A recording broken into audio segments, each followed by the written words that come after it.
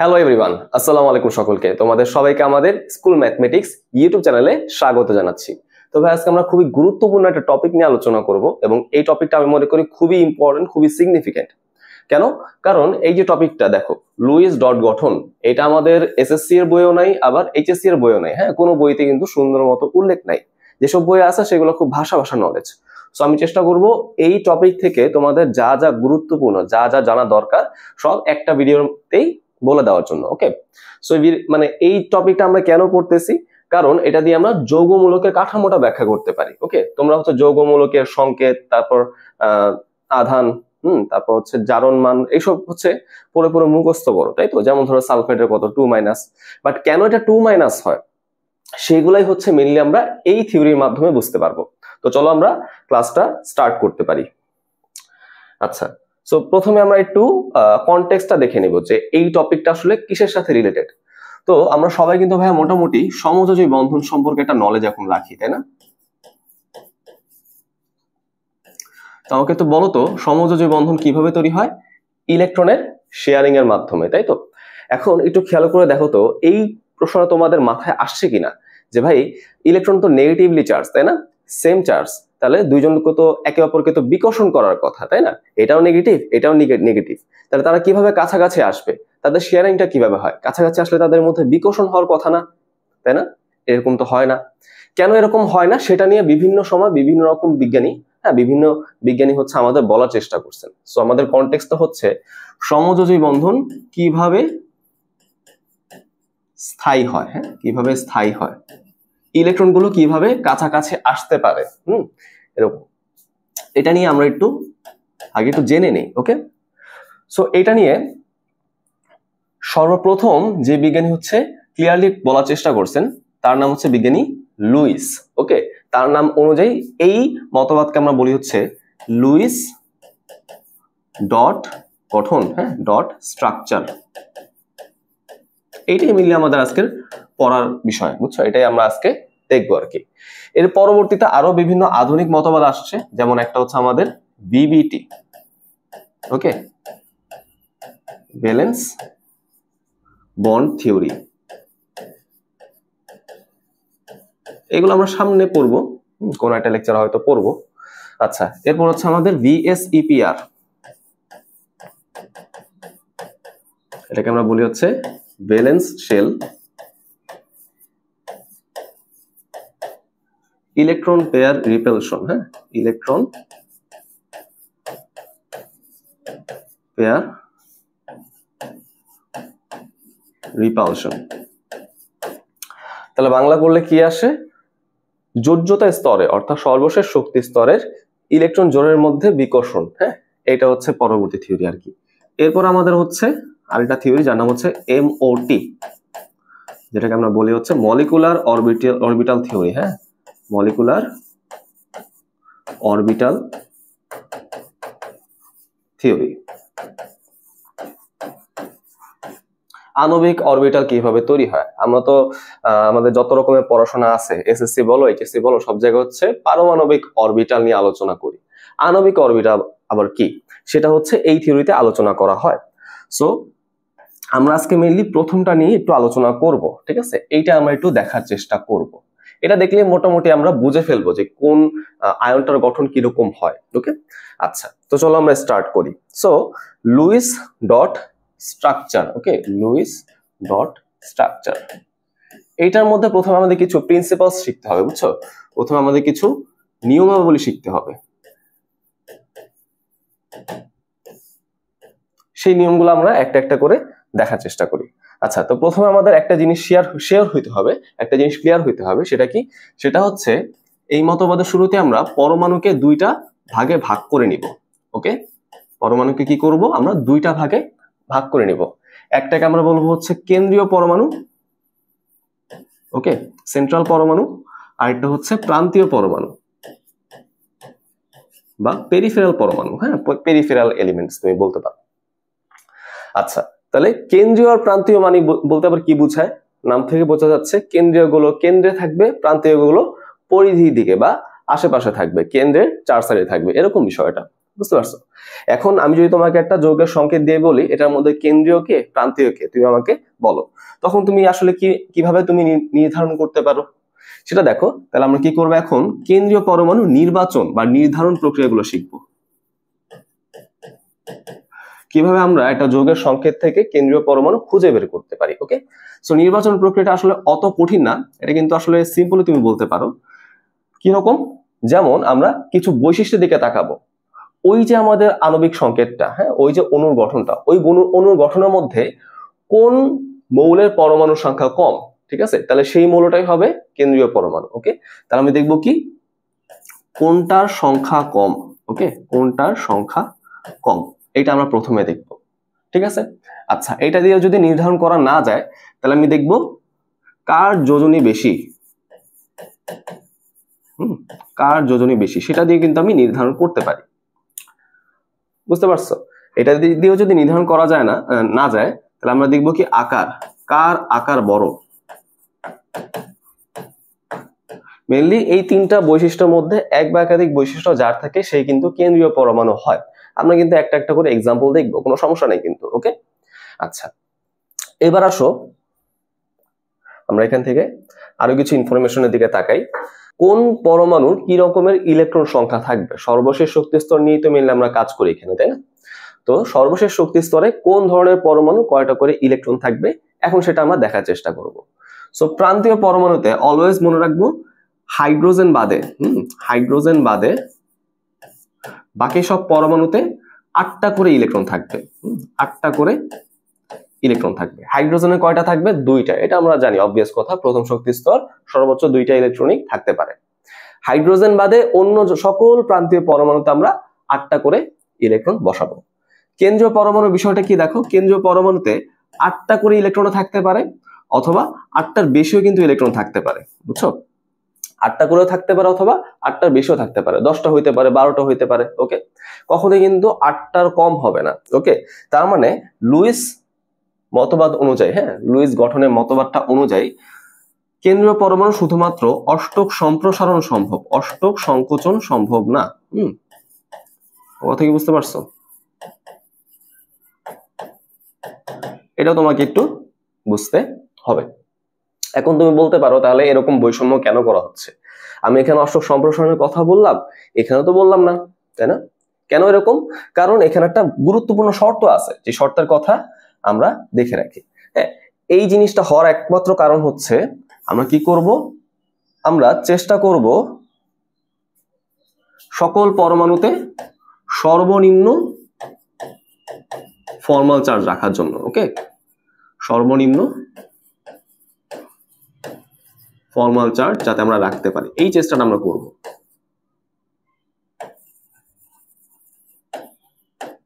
ঠিক আছে, এটা আমাদের একটু মাথায় রাখতে হবে। আচ্ছা, তাহলে এখন তোমার মনে প্রশ্ন জাগতে পারে যে ভাইয়া ফর্মাল চার্জ বলতে আবার কি বোঝায়, তাই না? দেখো, নাম থেকে বুঝতে পারতেছি চার্জ মানে আধান, তোমরা এটা অবভিয়াসলি জানো। আর ফর্মাল চার্জ মানে কি? ফর্মাল মানে ফর্ম, তৈরি হওয়ার চার্জ। ওকে, তার মানে একটা যৌগের মধ্যে, বা তুমি চিন্তা করো একটা আয়নের মধ্যে, একটা যৌগমূলকের মধ্যে যে পরমাণুগুলো থাকে সে পরমাণুগুলার চার্জই হচ্ছে ফর্মাল চার্জ।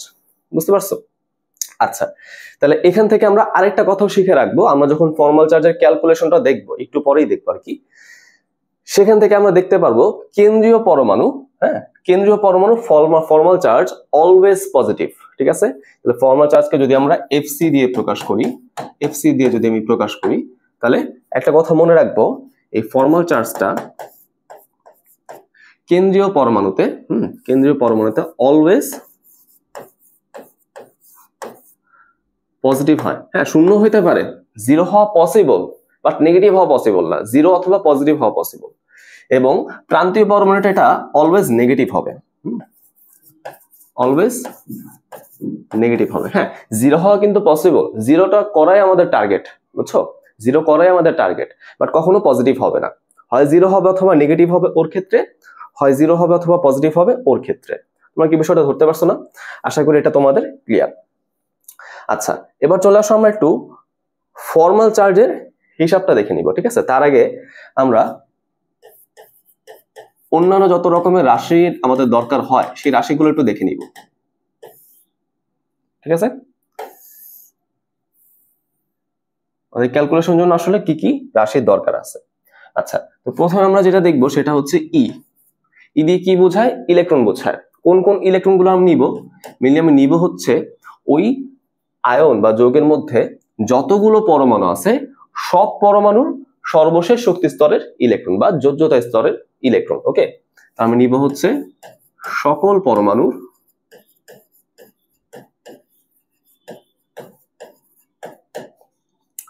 যোজ্যতা স্তরের, যোজ্যতা স্তর মানে সর্বশেষ শক্তি স্তরের ইলেকট্রন গুলো মিলে, ঠিক আছে? যোজ্যতা স্তরের ইলেকট্রন।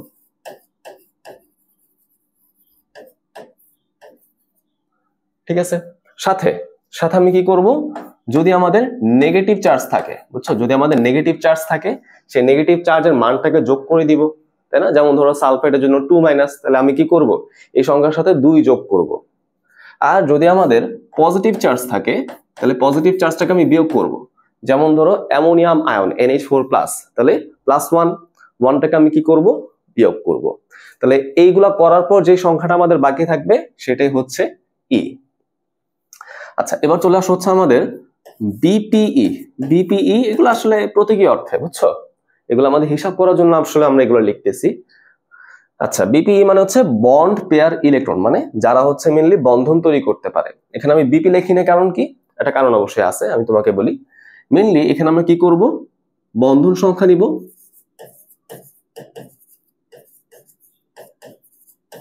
সেই বন্ধন সংখ্যাকে আমরা 2 দিয়ে গুণ করে দিব। নরমালি কি হয়? বন্ধন সংখ্যায় কিন্তু আমাদের বন্ড পেয়ার সংখ্যা হয়, তাই না? বিপি সংখ্যা হয়। বাট আমরা এখানে কিন্তু প্রত্যেকটা ইলেকট্রন চিন্তা করব। এই জন্য তোমাদের ডিফারেন্সিয়েট করে দেওয়ার জন্য, আলাদা করে বোঝানোর জন্য আমি কিন্তু বিপিই লিখে দিচ্ছি। তোমরা কি বিষয়টা বুঝছো? আশা করি এটা ক্লিয়ার। পরে আসা হচ্ছে এলপিই। ওকে, এলপিই মানে কি? Lone pair electron. আসলে দেখো, এই লোন পেয়ার ইলেকট্রন আমি কিভাবে ক্যালকুলেট করতে পারি? টোটাল ইলেকট্রন থেকে বন্ড পেয়ার ইলেকট্রন আমি বাদ দিতে পারি। ওকে, বাদ দিলে যে সংখ্যাটা থাকবে।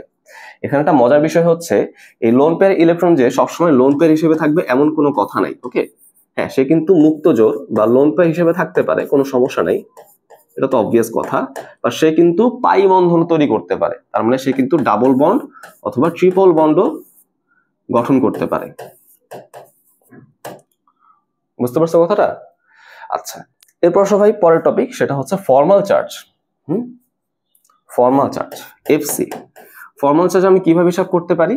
আমি প্রথমে নিব হচ্ছে ভ্যালেন্স ইলেকট্রন সংখ্যা, এটা আমি ভি দিয়ে প্রকাশ করলাম, মাইনাস লোন পেয়ার ইলেকট্রন সংখ্যা। হ্যাঁ, আমি জোড়া হিসাব করবো না, এখানে প্রত্যেকটা ইলেকট্রন কাউন্ট করব, minus bond pair electron divided by 2, মানে এখানে আমাদের বন্ধন সংখ্যা হিসাব করতে হবে, তাই না? দেখো, তুমি যদি বন্ড পেয়ার ইলেকট্রনকে 2 দিয়ে ভাগ করো তাহলে আমাদের বন্ধন সংখ্যায় চলে আসে না? বন্ধন সংখ্যা কিন্তু চলে আসে। সো যে যেরকম ইচ্ছা সেরকম ভাবে ফর্মুলাটা মনে রাখতে পারো, তোমাদের ইচ্ছা। আচ্ছা, সো আমাদের মোটামুটি একটা নলেজ কিন্তু হয়ে গেছে। এখন আমরা চাইলে যে কোনো সংকেতের গঠনটা, চার্জটা, সবকিছু আমরা বুঝতে পারবো। আচ্ছা, এখানে অবশ্যই একটা কথা মাথায় রাখবো, এই এলডিএস দিয়ে, হ্যাঁ, লুইস ডট স্ট্রাকচার দিয়ে আমরা শুধুমাত্র কোনো অণুর গঠন বা স্ট্রাকচারটা বুঝতে পারি, বুঝছো, আকৃতি বা শেপটা কিন্তু বুঝতে পারি না। কোনটা সরল রৈখিক, কোনটা চতুস্তলকীয়, এসব কিন্তু আমরা বুঝতে পারি না। তার জন্য আমাদের লাগবে কি? ভিবিটি জানা লাগবে এবং ভিএসিপিআর জানা লাগবে, সেগুলো আমরা অন্য একটা লেকচারে আলোচনা করব। আচ্ছা, তাহলে আসো আমরা এখন কিছু এক্সাম্পল দেখার চেষ্টা করি। এক্সাম্পল দেখলে আসলে তোমরা বিষয়টা ক্লিয়ার হবা। মনে হতে পারে যে ভাই কি পড়াচ্ছে, হ্যাঁ, হাবি জাবি, এগুলো কি, এগুলো কোথায় আছে? এখন তোমরা বিষয়টা ক্লিয়ার হবা। আচ্ছা, আমি যদি তোমাকে বলি প্রথমে হাইড্রোনিয়াম আয়ন, আগে তোমাদের নামটা লিখে দিই, তাহলে তোমরা ভালো কোরিলেট করতে পারবা। হাইড্রোনিয়াম আয়ন, এটাকে আমরা কি বলতে পারি? প্রোটোনিয়াম আয়নও বলতে পারি। হ্যাঁ, প্রোটোনিয়াম আয়ন, অথবা এটাকে আমরা কি বলতে পারি? অক্সোনিয়াম আয়ন। হ্যাঁ, অক্সোনিয়াম আয়ন, সব কিন্তু সেম জিনিসকে বোঝায়। হাইড্রোনিয়ামটা আমরা কমনলি পড়ি, হাইড্রোনিয়ামটা আমরা কমনলি শুনে থাকি, বাট এগুলা কিন্তু বলা যায়। আচ্ছা, তো এটা সংকেতটা কি? এটা সংকেত হচ্ছে এরকম, H3O+। ঠিক আছে, হ্যাঁ, হয়তো আমরা এটা জানি, এখানে H2 এর একটা লোন পেয়ার থাকে, সেখানে H+ এসে যুক্ত হয়, তাই না, সন্নিবেশ বন্ধনের মাধ্যমে। বাট লুইস ডট স্ট্রাকচারের সময় কিন্তু সন্নিবেশ বন্ধনের কোনো কনসেপ্ট ছিল না, বুঝছো তো? আমরা যেমন জানি এই যে H3O+ কিভাবে তৈরি হয়, আমাদের H2O এখানে আমাদের দুইটা লোন পেয়ার থাকে, একটা লোন পেয়ার হচ্ছে H+ কে ধরে, তাই না? কিভাবে ধরে? সন্নিবেশ বন্ধনের মাধ্যমে। এটা তো আমরা এখন জানি, বাট এটা কিন্তু আমাদের আসছে তোমার এই VSEPR আর VBT, ওই দুইটা সমসাময়িক তুমি চিন্তা করতে পারো। ওই থিওরিগুলো আসার পর আমরা এটা বুঝতে পারছি, বাট LDS এর সময় কিন্তু এইটা ছিল না। তখন আমরা শুধুমাত্র সমযোজী বন্ধন, আয়নিক বন্ধন, এই কনসেপ্ট গুলাই জানি। বুঝতে পারছো বিষয়টা? সো এইগুলা চিন্তা করবো আমরা এখন জানি না, ঠিক আছে? আমরা চিন্তা করব ওই সন্নিবেশ বন্ধনে কিছু আমরা এখন জানি না, ঠিক আছে? আচ্ছা, তাহলে আমরা এইগুলো একটু ব্যাখ্যা করার চেষ্টা করব। আচ্ছা, তাহলে আমাদের প্রথম কাজটা কি? আমাদের প্রথম কাজ হচ্ছে ক্যালকুলেশন করা, তাই না? ক্যালকুলেশনের মধ্যে প্রথম আমরা কি দেখছিলাম? ই এর মান আমাকে হিসাব করতে হবে, তাই না? এখন বলো এখানে ই এর মানটা কত? খেয়াল করে দেখো, এখানে সবগুলো পরমাণুর ভ্যালেন্স ইলেকট্রন বা যোজ্যত ইলেকট্রন আমাকে হিসাব করতে হবে। হাইড্রোজেনের কয়টা বলো তো? একটা মাত্র শক্তি স্তর, একটা ইলেকট্রন, সেবার আছে 3 জন, সো 1 × 3। অক্সিজেনের জন্য মানটা কত হয় বলো তো? এটা অনেক একটু কষ্ট হয় বের করতে গেলে, অনেকে ইলেকট্রন বিন্যাস করা শুরু করে, বাট আমি তোমাকে সহজ বুদ্ধি দিই। এস ব্লকের ক্ষেত্রে গ্রুপ সংখ্যাই হচ্ছে ভ্যালেন্স ইলেকট্রন সংখ্যা, পি ব্লকের ক্ষেত্রে গ্রুপ সংখ্যা -10ই হচ্ছে ভ্যালেন্স ইলেকট্রন সংখ্যা। অক্সিজেন হচ্ছে গ্রুপ 16তে আছে, তো 16 - 10 কত হয়? 6 হয়, রাইট? আচ্ছা, বুঝলাম। তাহলে এখন খেয়াল করে দেখো, মাথায় কিন্তু কি আছে? পজিটিভ চার্জ আছে, তাই না? পজিটিভ চার্জ আছে। আমরা কি বলছিলাম? প্লাস চার্জ থাকলে সেই মানটাকে আমি মাইনাস করে দিব। তাহলে আসো আমি মানটাকে মাইনাস করে দিলাম। তাহলে এই মানটা কত আসবে বলো তো? এটা আসবে হচ্ছে 8। Is it clear? আচ্ছা, এখন আমি কি করব? এখন এখান থেকে আমি কেন্দ্রীয় পরমাণুটা নির্বাচন করার চেষ্টা করব। আচ্ছা, আমাকে কি বলতে পারবে এখানে কেন্দ্রীয় পরমাণুকে? দেখো, হাইড্রোজেন আছে 3টা, অক্সিজেন আছে 1টা, যেটা কম থাকবে সেটাই হচ্ছে কেন্দ্রীয় পরমাণু, তাই না? দেখো, আমি কি এটাই বলছিলাম না? দেখি তো, হ্যাঁ, দেখো, যে সংখ্যা যেটা কম থাকে সেটাই কিন্তু কেন্দ্রীয় পরমাণু, রাইট? এখানে যেহেতু অক্সিজেন সংখ্যায় কম, সো অক্সিজেনটা কিন্তু এখানে কেন্দ্রীয় পরমাণু হবে, তাই না? তাহলে হাইড্রোজেন গুলো কি হবে? প্রান্তীয় পরমাণু, সে অক্সিজেনের 4 সাইডে থাকবে, এরকম। বুঝছো তো? আচ্ছা, এটা গেল। আরেকটা কথা হচ্ছে, কেন্দ্রীয় পরমাণুর সাথে প্রান্তীয় পরমাণুর সরাসরি অ্যাটলিস্ট একটা বন্ধন তৈরি হইতেই হবে। একাধিক বন্ধন থাকতে পারে, বাট অ্যাটলিস্ট একটা বন্ধন তৈরি হইতেই হবে, এটা তোমাকে মাথায় রাখতে হবে, বুঝছো? এগুলো একটা কনসেপশনের মতো তুমি চিন্তা করতে পারো, হ্যাঁ? আচ্ছা, আমি কি করলাম? আমি এখানে বন্ধন তৈরি করতেছি, ওকে? তাহলে দেখো, আমাদের এই যে অক্সিজেন ও হাইড্রোজেনের সাথে কি হবে? এখানে একটা বন্ধন তৈরি হবে, এখানে একটা বন্ধন তৈরি হবে, এখানে একটা বন্ধন তৈরি হবে, ঠিক আছে? আচ্ছা, এখন আমাকে বলো, এই বন্ধনে কতগুলো ইলেকট্রন চলে গেল? এখানে দেখো, নিশ্চয় সমযোজী বন্ধনে এক জোড়া ইলেকট্রন লাগে, সো এখানে এক জোড়া মানে 2টা, এখানে এক জোড়া মানে 4টা, আর এই দুটো নিয়ে কয়টা হয়ে গেল? 6টা। ওকে, তাহলে একটু খেয়াল করে দেখো, আমার ছিল 8টা ইলেকট্রন, এখন আমি কয়টা ইউজ করে ফেলছি এখানে বলো তো? 6টা ইউজ করে ফেলছি। যতগুলো ইউজ করে ফেললাম সেটা কিন্তু আমাদের বিপিই, তাই তো? দেখো, বন্ধন সংখ্যা এখানে 3, 2 দিয়ে গুণ করে দাও, 6। সহজ না? আচ্ছা, এবার ভাই এলপিইটা কত আসবে? তুমি ই থেকে বিপিই বাদ দিবা, কত হয়? 2, রাইট? এবং আমরা কি চিন্তা করতেছিলাম? এই দুটো আমাদের লোন পেয়ার চিন্তা করতেছিলাম, তাই তো? এলপিই লোন পেয়ার চিন্তা করতেছিলাম, ঠিক আছে? আমরা প্রথমে কি করলাম? এখানে লোন পেয়ারটা বসাই দিলাম, ওকে? আচ্ছা, গেল। তাহলে আমরা মোটামুটি বুঝলাম এরকম একটা কাঠামো থাকে, ওকে? এইবার আমাদের কাজটা হচ্ছে ফর্মাল চার্জ হিসাব করা। এখন আমরা কি করব? ফর্মাল চার্জ হিসাব করব, এফসি। খেয়াল করে দেখো, আমরা কি করব? এখানে প্রথমে হচ্ছে একটু অক্সিজেনেরটা হিসাব করি, তাই না? যুক্তি কি ছিল? ভ্যালেন্স ইলেকট্রন সংখ্যা সেটা 6 মাইনাস লোন পেয়ার সেটা কত বলতো? 2, তাই না? এখানে কিন্তু আমরা এলপিই কাউন্ট করব, 2টা ইলেকট্রনকে কাউন্ট করব। লোন পেয়ার বললে কিন্তু এখানে 1 হইতো, বাট আমরা এখানে লোন পেয়ার ইলেকট্রন চিন্তা করতেছি, বুঝছো? মানে এই থিওরির জন্য আর কি, বুঝছো? আচ্ছা, মাইনাস আমি কি করব? বন্ড পেয়ার গুলোকে 2 দিয়ে ভাগ দিব, তাই তো? তাহলে এখানে আছে 6টা, 6কে তুমি 2 দিয়ে ভাগ দাও, তাহলে কত আসলো বলো তো? এখানে আমি বুঝতে পারতেছি 3 +1 আসবে, তাই না? তাহলে অক্সিজেনের মাথায় আমাদের চার্জটা কি আসবে বলো তো? পজিটিভ। দেখছো যে কেন্দ্রীয় পরমাণুতে কিন্তু পজিটিভ চার্জ আসে, যেটা কিন্তু আমরা অলরেডি বলছি। এবার তুমি যদি হাইড্রোজেনের জন্য হিসাব করতে চাও, তাহলে কিন্তু হিসাব করা সম্ভব। দেখো তো, এখানে কিন্তু 3টা হাইড্রোজেনই ভাই ভাই, তাই না? তারা সবাই হচ্ছে একই ভাবে অক্সিজেনের সাথে যুক্ত আছে, সো যে কোনো একটা হিসাব করলেই হয়। তাহলে খেয়াল করে দেখো, ভ্যালেন্স ইলেকট্রন আছে 1টা, রাইট? ভ্যালেন্স ইলেকট্রন আমাদের কয়টা আছে হাইড্রোজেনের জন্য? 1টা আছে, মাইনাস আমাদের দেখো এখানে হাইড্রোজেনে কিন্তু কোনো লোন পেয়ার নাই, তো লোন পেয়ার সংখ্যা হচ্ছে 0, মাইনাস বন্ড পেয়ার কয়টা? মানে বন্ড পেয়ার ইলেকট্রন হচ্ছে এখানে 2টা আমি দেখতে পারতেছি, সো 2কে আমি 2 দিয়ে ভাগ দিব, কত আসবে? 0। তার মানে এখানে দেখছো হাইড্রোজেনের মাথায় কিন্তু কোনো চার্জ নাই, সবাই জিরো। এখন আমাদের টার্গেট কি, এই চার্জের মানটাকে যত কমানো সম্ভব তত আমি কমানোর চেষ্টা করব। সেটা কিভাবে সম্ভব, সেটা হচ্ছে আমি যদি লোন পেয়ারটাকে পায়ে বন্ধন তৈরি করতে পারি তাহলেই কেবল সম্ভব, বুঝতে পারছো? আচ্ছা, সো একটু খেয়াল করে দেখো তো, এই যে আমাদের এখানে যে লোন পেয়ারটা আছে, আমি যদি লোন পেয়ারটাকে এই হাইড্রোজেনের কাছে পাঠিয়ে দিই, তাহলে দেখা যাবে কি এই হাইড্রোজেনের চার্জ তৈরি হয়ে গেছে, এই অক্সিজেনেরও চার্জ তৈরি হয়ে গেছে, মানে একটা কমাইতে যে আমি আবার দুইটা চার্জ তৈরি করে ফেললাম। সমস্যা না? এটা কিন্তু একটা সমস্যা। আমাদের টার্গেট হচ্ছে এই চার্জটাকে সবচেয়ে কম রাখার চেষ্টা করা। একদম জিরো করে ফেলতে হবে এমন কিন্তু শর্ত না, সবচেয়ে কমাইতে হবে। আমার এই যে +1 এইটাই কিন্তু সবচেয়ে কম ভ্যালু পসিবল। কারণ কি, আমি লোন পেয়ারটাকে সরানোর মাধ্যমে দেখলাম কি দুই জায়গায় চার্জ তৈরি হয়। তুমি চাইলে এখানে বন্ধনটা দিয়ে হিসেব করতে পারো, দুই জায়গায় চার্জ তৈরি হবে। সো এটা কিন্তু আমি করতে পারি না। তার মানে এখানে যে গঠনটা আসলো এটাই আলটিমেটলি আমাদের সঠিক উত্তর, বুঝতে পারছো? এটাই আমাদের আলটিমেটলি সঠিক উত্তর। সো বিজ্ঞানী লুইস বলছে যে না, এই যে আমাদের H3O+, এই মানে এই আয়নটার মধ্যে অক্সিজেনের মাথায় প্লাস চার্জ থাকবে আর 3টা হাইড্রোজেনের মাথায় কোনো চার্জ থাকবে না, তাই না? হ্যাঁ, পরবর্তীতে যখন আমাদের সন্নিবেশ বন্ধন আসলো তখন আমরা আলটিমেটলি দেখতে পারছি যে প্লাস চার্জটা কিন্তু প্রোটন নিয়ে আসে, তাই না? আচ্ছা, ওইগুলো অন্য জিনিস, আমরা তো শুধুমাত্র ওই LDSটাই শিখতেছি, তাই না? আশা করি তোমরা এই জিনিসটা বুঝতে পারছো, সহজ। আচ্ছা, তাহলে এটা গেল। এরপর সবাই আমরা আস্তে আস্তে কঠিন দিকে যাব। এরপর ধরো আমি আরেকটা দেখাই, সেটা হচ্ছে আমাদের CO2। হ্যাঁ, CO2 তো কার্বন ডাইঅক্সাইড, তোমরা সবাই জানো, এটা আর তোমাদের উল্লেখ করার দরকার নেই। আচ্ছা, তাহলে এখানে আমাদের কি করতে হবে, এখানে আমাদের আবার ক্যালকুলেশনে চলে আসতে হবে, তাই না? আমরা আসো আবার হিসাবের মধ্যে চলে যাই। আচ্ছা, তাহলে বলো ইলেকট্রন কতগুলা? কার্বন আছে কত? গ্রুপ 14, মানে ভ্যালেন্স ইলেকট্রন হচ্ছে 4। অক্সিজেন আছে গ্রুপ 16, মানে 6। দেখছো মাথায় কিন্তু কোনো চার্জ নাই, সো প্লাস মাইনাস কিছুই হবে না।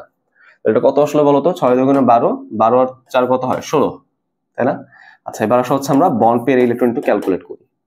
দেখো, আমাকে বলতে পারবা এখানে কেন্দ্রীয় কে আর প্রান্তীয় কে? বলতে পারবা কি? পারা উচিত, কারণ দেখো কার্বন একটা, অক্সিজেন দুইটা, সো কার্বন যেহেতু কম, কার্বন এখানে কেন্দ্রীয় পরমাণু হবে, তাই না? অক্সিজেন গুলো কি থাকবে? সাইডে থাকবে, শেষ। আচ্ছা, তারপর আমি কি করতাম, এদের মধ্যে অ্যাটলিস্ট একটা বন্ধন তৈরি করতাম, বুঝছো? এদের মধ্যে অ্যাটলিস্ট আমি একটা বন্ধন তৈরি করতাম, তাহলে ওর মধ্যে একটা বন্ধন, ওর মধ্যে একটা বন্ধন হয়ে গেল, তাই না? হয়ে গেছে না? ঠিক আছে, তো বলো এই বন্ধন আমাদের ইলেকট্রন কতগুলো আছে? এখানে দুইটা আর এখানে দুইটা, তাহলে 2 দিয়ে কত হলো বলো? 4, তাই না? 2 দিয়ে 4। তাহলে বলো এখন আমাদের লোন পেয়ার ইলেকট্রন কতগুলো আসলো? 16 - 4 ইজ ইকুয়াল টু 12। তার মানে আমাদের এখানে 12টা ইলেকট্রনকে আমাদের লোন পেয়ার আকারে দেখাইতে হবে, তাই না? দেখি আমরা চেষ্টা করে দেখি কিভাবে এখন আমরা লোন পেয়ারের মধ্যে ইলেকট্রন বসাইতে পারবো, তাই না? আচ্ছা, খেয়াল করে দেখো, প্রত্যেকটা পরমাণু কিন্তু, মানে প্রান্তীয় পরমাণু কিন্তু অষ্টক পূরণ হওয়া উচিত, তাই তো? তাহলে আমি কি চিন্তা করব, প্রত্যেকটা প্রান্তীয় পরমাণুতে লোন পেয়ার বসায় 8টা ইলেকট্রন যাতে বানানো যায়, সেটা আমাদের চেষ্টা থাকবে। আমার কথা কি বুঝতে পারছো? আমাদের শর্ত কি ছিল? প্রান্তীয় পরমাণুতে বাধ্যতামূলকভাবে অষ্টক পূরণ করতেই হবে, হাইড্রোজেন বাদে। এই জন্য আমরা কিন্তু আগের এক্সাম্পলে হাইড্রোজেন নিয়ে কোনো কাজ করি না, এখানে লোন পেয়ার বসানোর চেষ্টা করি না। বাট এখন কিন্তু আমাদের কি আছে? অক্সিজেন আছে, তাহলে অক্সিজেন নিশ্চয়ই লোন পেয়ার বসাইতে হবে। আচ্ছা, শুরু করি। এখানে দেখো অলরেডি কিন্তু অক্সিজেনের সর্বশেষ শক্তি স্তরে 2টা ইলেকট্রন চলে আসছে। তাহলে আমি যদি এখানে 3টা লোন পেয়ার বসাই, তাহলে মোট কতগুলো হয়ে গেল বলতো? তার সর্বশেষ শক্তি স্তরে 3 দুগুণে 6, 6 দুয়ে 8, কাজ শেষ। তাহলে খেয়াল করে দেখো 12টার মধ্যে আমি 6টা এখানে বসায় ফেলছি, তাই না? তাহলে অষ্টক পূরণ হয়ে গেল ওর জন্য। এইভাবে আমরা কি করব, সকল প্রান্তীয় পরমাণুর জন্য বসাইতে থাকবো। ওকে, তাহলে 6টা হয়ে গেছে, আমাদের আরো 6টা বসানো দরকার। এই যে 7, 8, 9, 10, 11, 12, তাই না? অষ্টক পূরণ হয়ে গেছে কিভাবে দেখো? 1, 2, 3, 4, 5, 6, 7, 8, অষ্টক কিন্তু পূরণ হয়ে গেছে। তার মানে আমাদের কার্বনের মাথায় কিন্তু আর কোনো লোন পেয়ার বসবে না, বুঝতে পারছো কথাটা? তাহলে মনে হতে পারে নিশ্চয়ই কার্বন ডাইঅক্সাইডের গঠনটা এরকম, মনে হতে পারে না? আসলে না। কারণ কি? কারণ এখন আমাদের টার্গেট হচ্ছে এই লোন পেয়ার গুলোকে যাতে আমি পাই বন্ধনে বসাইতে পারি, বুঝছো? ডাবল বন্ডে বসাইতে পারি। হ্যাঁ, এটাই কিন্তু আমরা এখানে চেষ্টা করছিলাম, তাই না? এই লোন পেয়ারটাকে যাতে আমি পাই বন্ধনে বসাইতে পারি। আচ্ছা, দেখার চেষ্টা করি এই কাজটা কি আসলে হবে কিনা। লোন পেয়ারটাকে আসলে পাই বন্ধনে বসবে কিনা সেটা আমরা দেখার চেষ্টা করব। কিভাবে দেখার চেষ্টা করতে পারি? আমরা ফর্মাল চার্জ এখানে ক্যালকুলেট করব।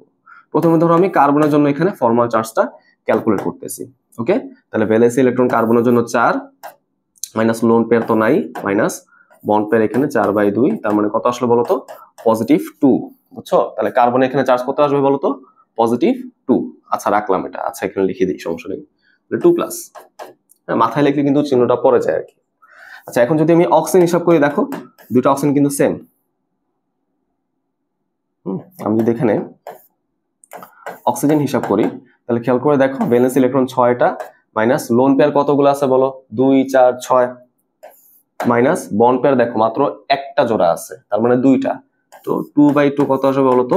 এখানে আসে কিন্তু আলটিমেটলি -1। তার মানে দেখছো আমাদের এখানে আলটিমেটলি কি আসলো? 3টা পরমাণুর মাথায় হচ্ছে চার্জ চলে আসলো, একটা 2+ আর একটা হচ্ছে -1 করে।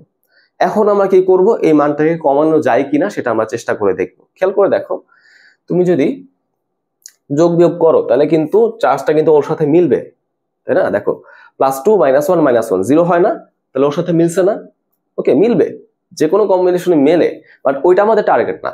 টার্গেটটা হচ্ছে যত পরমাণুতে ফর্মাল চার্জ যত কমানো সম্ভব, বুঝছো? মানে 0 করা সম্ভব কিনা সেটা আমরা চেষ্টা করবো আর কি।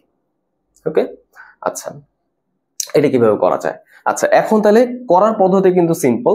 আমরা কি করব? লোন পেয়ারকে ধরে কি করব? এখানে বসাই দিব। ওকে, পাই বন্ধনে বসাই দিব। বুঝতে পারছো? লোন পেয়ারকে ধরে আমি কি করব? এখানে পাই বন্ধনে বসাই দিব। তাহলে বসাই দিলে এখানে কি হয়? আরেকটা এরকম বন্ধন জোড় তৈরি হয়ে যায়, রাইট? আরেকটা বন্ধন জোড় তৈরি হয়ে যায়। এখন যদি আমরা ক্যালকুলেট করে দেখি তাহলে দেখা যাবে কি? এখন ক্যালকুলেট করে দেখা যাবে হচ্ছে এই অক্সিজেনের মাথায় এখন চলে আসছে 0 চার্জ, এটার মাথায় এখন চলে আসছে 0 চার্জ, হ্যাঁ, আর এখান থেকে +1 চার্জ কমে যায়। তুমি যদি হিসাব করে দেখো এরকমই দেখবা। কথা কি বুঝতে পারছো? তুমি হিসাব করো এই যুক্তিতে এরকম ভাবে আবার হিসাব করো, তাহলে দেখবা কি এটা চার্জ এখন হয়ে গেছে 0। 0 হলে আমাদের আর লেখার প্রয়োজন হয় না, বুঝছো? 0 হলে আমাদের লেখার প্রয়োজন নাই। আর এটা চার্জও কিন্তু কমে গেছে, তাহলে আমরা কমাইতে পারলাম না। আগে 3টা পরমাণুর মাথায় চার্জ ছিল, এখন মাত্র 2টা পরমাণুর মাথায় চার্জ। আমরা এরকম ভাবে আবার চেষ্টা করি। আমরা কি করলাম? এখান থেকে লোন পেয়ারকে আবার এখানে নিয়ে আসলাম, তাহলে এখানে কি হলো? আরেকটা বন্ধন জোড় তৈরি হলো, তাই তো? আরেকটা বন্ধন জোড় তৈরি হলো। এখন যদি আমি ক্যালকুলেট করি তাহলে দেখা যাবে কি কার্বন থেকে পজিটিভ চার্জ কমে গেছে আর অক্সিজেন থেকে নেগেটিভ চার্জও কমে গেছে। বুঝতে পারছো? এরকম দেখছো এখন কিন্তু কারো মাথায় কোনো চার্জ নাই। তুমি যদি আমাকে আমার কথা বিশ্বাস না করো তাহলে এখান থেকে তুমি হিসাব করতে পারো। হ্যাঁ আসো তাহলে আমরা একটু হিসাব করি। হ্যাঁ তাহলে দেখো আবার আবার কার্বন নিয়ে চিন্তা করি। এখানে চার্জ ছিল, কারণ কি ভ্যালেন্স ইলেকট্রন কোন আমাদের এখানে দেখো আমাদের লোন পেয়ার তো নাই অবশ্যই, কিন্তু বন্ড পেয়ার সংখ্যা কত হয়ে গেছে বলতো? বন্ড পেয়ার সংখ্যা এখন হয়ে গেছে 1 2 3 4, 4 দুগুণে 8টা। ওকে, 8টা হয়ে গেছে না? তাহলে 8/2 হয় 4, তো 4 - 4 কত আসবে বলতো? 0। দেখছো কার্বনের চার্জ কিন্তু এখন 0 হয়ে গেল, ফর্মাল চার্জ আর কি। অক্সিজেনের জন্য একই রকম হিসাব করে দেখো, এটা তো আমাদের ভ্যালেন্স ইলেকট্রন সংখ্যা চেঞ্জ হবে না। এটা কি ছিল? Lone pair. আগে ছিল 6টা, এখন কয়টা হয়ে গেছে বলো? 4টা। তার মানে এটা কিন্তু এখন 4। ওকে, বন্ড পেয়ার আগে কয়টা ছিল বলতো? 2টা, এখন কতগুলো হয়ে গেছে? 2 দুগুণে 4, তাই না? তো 6 - 4 - 2 কত আসবে এটা বলতো? এটা কিন্তু আসবে 0। বুঝছো বিষয়টা? এগুলো সব প্র্যাকটিস করতে করতে আয়ত্ত চলে আসে। এই লাস্টে যে পার্টটা, হ্যাঁ, মুক্ত জোড়কে ধরে হচ্ছে বন্ড পেয়ার, মানে কি বলে, হ্যাঁ বন্ড পেয়ার বানানো, হ্যাঁ পাই বন্ধন বানানো, এটা অনেকেই বুঝতে পারে না। এজন্য অনেকে হচ্ছে এই জিনিসটা একটু কষ্টকর মনে করে, একটু টাফ মনে করে, বাট আমি তোমাকে জিনিসটা একটু সিম্পলি বোঝানোর চেষ্টা করলাম, ঠিক আছে? আচ্ছা, সো এই হচ্ছে আমাদের সেই কার্বন ডাই অক্সাইড। বুঝতে পারলাম? গেল। এবার চলে আসো আমরা আরো কিছু এক্সাম্পল দেখি। প্রচুর এক্সাম্পল দেখা যায় চাইলে। এবার আসবে আমরা এটা দেখি, তাই না? Sulphur try oxide. আচ্ছা খেয়াল করে দেখো, একই রকম ভাবে তুমি ইলেকট্রন নাও। ইলেকট্রন কতগুলো আসে? সালফার হচ্ছে গ্রুপ 16তে, মানে 6। অক্সিজেন গ্রুপ 16তে, মানে এটাও কিন্তু 6। মাথায় কোনো চার্জ নেই, তাহলে কত আসবে বলতো? 24 আসবে, তাই না? আচ্ছা এবার আসো আমাদের বিপিই কিভাবে হিসাব করব। আমরা একে নেই, তাই বলো এখন কেন্দ্রীয় পরমাণুকে নিশ্চয়ই বুঝতে পারতেছো সালফার। সালফারকে মাঝখানে রাখি, অক্সিজেনকে আমি কি রাখলাম? সাইডে রাখলাম। ওকে, তারপর আমাদের কাজ কি? অ্যাটলিস্ট একটা করে বন্ধন তৈরি করা। সো আমি একটা করে বন্ধন তৈরি করব। তাহলে মোট বন্ধন হবে কয়টা? 3টা, তাই না? মোট বন্ধন হবে 3টা। সো বন্ড পেয়ার হয়ে যাবে 6টা। এলপিই কত আসে দেখো তো? 24 - 6 ইজ ইকুয়াল টু 18। তাহলে এখন আমাদের কি করতে হবে? 18টা মুক্ত জোড় তৈরি করতে হবে। দেখা যাক আমরা করতে পারি কিনা। দেখো এখানে 2 4 6, আর কি লোন পেয়ার বসাবো এখানে বলো তো? আর কিন্তু বসাবো না, কেন? কারণ দেখো ওর কিন্তু অষ্টক পূরণ হয়ে গেছে। 2 4 6 আর এখানে দুইটা মিলে 8। একই রকম ভাবে দেখো এই যে আমি এখানে আবার কি করলাম, ইলেকট্রন বসাইলাম, অষ্টক পূরণ হয়ে গেছে, আর মুক্ত জোড় বসাবো না, বুঝছো? এরকম বিষয়টা, অষ্টক পূরণ হওয়া পর্যন্ত আমরা প্রান্তীয় পরমাণুতে মুক্ত জোড় বসাইতেই পারি। আচ্ছা তাহলে কত হলো বলতো, এখানে 6 এখানে 6 12, আমাদের আরো 6টা বসাইতে হবে। সো এই যে 13 14 15 16 17 18, ঠিক আছে, এই গেল। তাহলে এটা মোটামুটি একটা গঠন, তাই তো?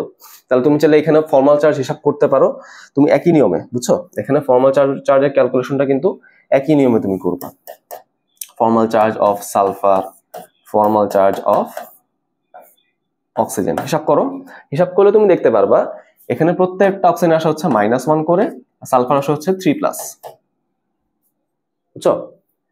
প্রত্যেকটা অক্সিজেন আসা হচ্ছে -1, সালফার হচ্ছে 3+। তাহলে নিশ্চয়ই একটু ঘাপলা ঘাপলা মনে হচ্ছে, তাই না? আমাদের তো নিজেদের উপরে এরকম এক্সপেকটেশন আছে যে আমি এটা কি করতে পারি, কমাইতে পারি, তাই না?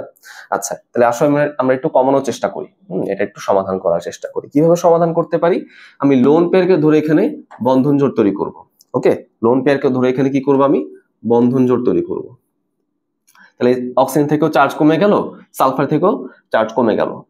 আবার এখানে আমি কি করব, একই রকম ভাবে বন্ধন জোড় তৈরি করব। একই নিয়মে অক্সিজেনের চার্জও কমে গেল, 0 হয়ে গেল, সালফারে কিন্তু চার্জ হচ্ছে +1 কমে গেল। ওকে, তাহলে এখন সেটা হচ্ছে +1 এ আছে। দেখো অক্সিজেন -1, সালফার কিন্তু 3+ এ ছিল। আমি বন্ধন জোড় তৈরি করার মাধ্যমে অক্সিজেন করে ফেলছে 0, সালফার করে ফেলছে 2+, তাহলে আমার লাভ হইলো। একই নিয়মে অক্সিজেন এখানে 0 করে ফেলছি, সালফার করে ফেলছে +1, আমার লাভ হইলো। একই নিয়মে আমি এখানে কি করব, লোন পেয়ারটাকে এখানে পাঠাই দিলে এখানে আমাদের কি হবে, একটা বন্ধন তৈরি হবে, যার ফলে অক্সিজেনটা এখানেও 0 হয়ে যাবে, সালফারটা এখানে 0 হয়ে যাবে। বুঝতে পারছো? তার মানে আমাদের এখানে 3টা বন্ধন জোড় আমি কিন্তু তৈরি করতে পারতেছি, 3টা পাই বন্ধন কিন্তু তৈরি করা সম্ভব। ওকে, বুঝতে পারছো আমার বিষয়টা? এখন তোমার যদি বিশ্বাস না হয় যে এখানে সবার ফর্মাল চার্জ কি 0 আসে কিনা, তুমি হিসাব করে দেখো। হ্যাঁ, তুমি হিসাব করো, আমার কথা বিশ্বাস না হলে হিসাব করবা, তাই না? আচ্ছা আসো তাহলে সালফার হিসাব করি। সালফারের ভ্যালেন্স ইলেকট্রন 6টা, মাইনাস লোন পেয়ার কি আছে, নাই, বুঝছো? মাইনাস বন্ড পেয়ার কয়টা বলো তো, 2 4 6 8 10 12। সো 12 কে তুমি 2 দিয়ে ভাগ দাও, কত আসবে, 0। গুড। অক্সিজেনের জন্য একই রকম, ভ্যালেন্স ইলেকট্রন 6টা, মাইনাস লোন পেয়ার কয়টা আছে বলো তো। দেখো এখানে কিন্তু আমি লোন পেয়ার ইউজ করে ফেলছি, বুঝছো? এই যে এই লোন পেয়ার গুলো কিন্তু আমি ইউজ করে ফেলছি। ওকে, এখানে কিন্তু আমি লোন পেয়ার গুলোকে ইউজ করে ফেলছি, তার মানে এইগুলা কিন্তু আর ক্যালকুলেশনে আসবে না, কারণ এগুলো তো ইউজ হয়ে গেছে। ওকে, এখন আর লোন পেয়ার আছে বস, নাই কিন্তু, তাই না? তার মানে এখন আমাদের লোন পেয়ার ইলেকট্রন কিন্তু 4টা, রাইট? আচ্ছা বন্ড পেয়ার দেখো আমাদের 4টা ইলেকট্রন আছে, সো 4 কে তুমি 2 দিয়ে ভাগ দিবা, তাহলে এটা হয়ে যাবে 0, তাই না? আমার কথা মিলে গেছে না? তুমি কি করবা, এগুলো প্র্যাকটিস করতে করতে আলটিমেটলি তোমারও কিন্তু অভ্যাস চলে আসবে। হ্যাঁ, কিভাবে তোমার কয়টা পাই বন্ধন তৈরি করে মিনিমাম করা সম্ভব, এটা কিন্তু তোমার অভ্যাসে চলে আসবে। ওকে, সো টেনশন করার কিছু নাই, গেল। আচ্ছা সবচেয়ে কমনলি যে প্রশ্ন আমি শুনি সেটা হচ্ছে সালফাইট। হ্যাঁ, এটার নাম কি বলতো, SO3 2-। ওকে, এটার নাম কি, সালফাইট।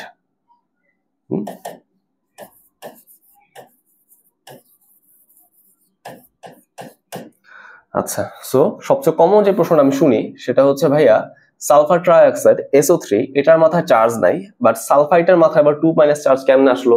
ওখানেও সালফার একটা, এখানেও সালফার একটা, ওখানেও অক্সিজেন 3টা, এখানেও অক্সিজেন 3টা, ওইখানে চার্জ নেই, এখানে কেমনে চার্জ আসলো?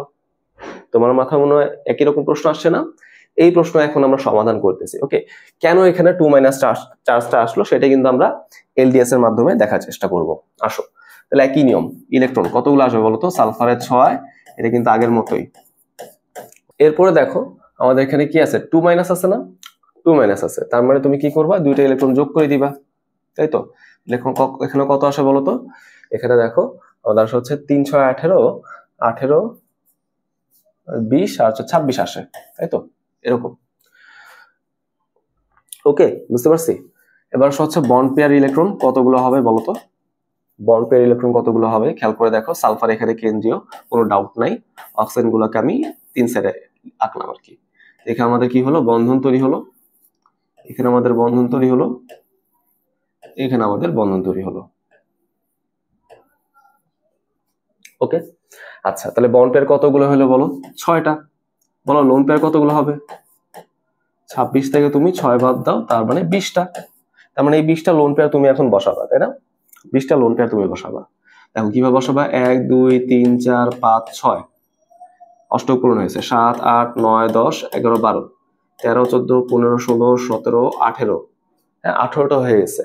আমরা কিন্তু আরো দুইটা বাকি, তাই না? 20টা বসাইতে হবে। এই বাকি দুইটা কোথায় বসাবো? কেন্দ্রীয় পরমাণুতে বসাবো, বুঝছো? কেন্দ্রীয় পরমাণুতে আমি বসাবো।